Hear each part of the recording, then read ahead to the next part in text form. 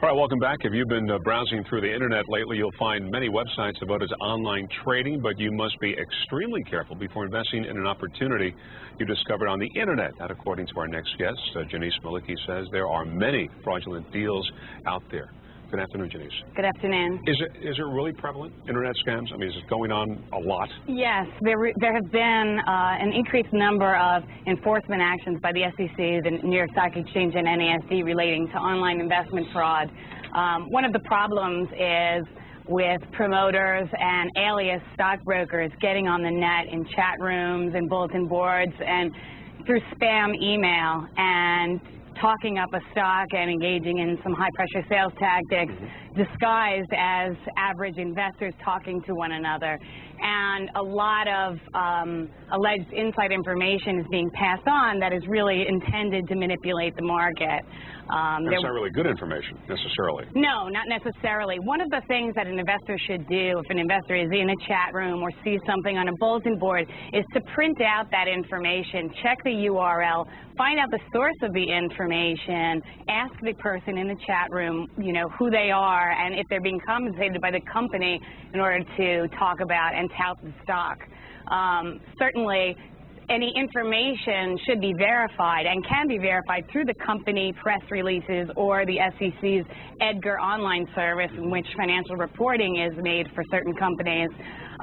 If you cannot verify the information, you should not rely upon it. So you shouldn't just take the information, you know, at its whatever face value and go with it. Obviously, investigate the company. What, call the SEC? You can call the SEC. You can look online at the EDGAR website, at the EDGAR database on the SEC's own website. There's a lot of tips on the SEC's website. Also, the North American Securities Administrators Association has a wonderful website which a lot of the information can be verified and sales practices can be monitored through reading and learning about online communications. And, of course, you want to check out as much as you can. Say check out the company, check out the people running the company. Absolutely. All right. Absolutely. You should be skeptical of anything you read online. You should really look at it as something that needs to be verified, and you should not take it at face value in any way. How do you discern good information from bad information? Just because perhaps the information is coming from a company that is reputable or you've heard of before, does that make it necessarily good information? You know what I'm saying? No, it should be independently verified. Yeah. Okay. If somebody's telling you they have inside information, that's illegal. You're not allowed to trade on inside information. Yeah. So if there is information that's being disseminated, it should be verifiable.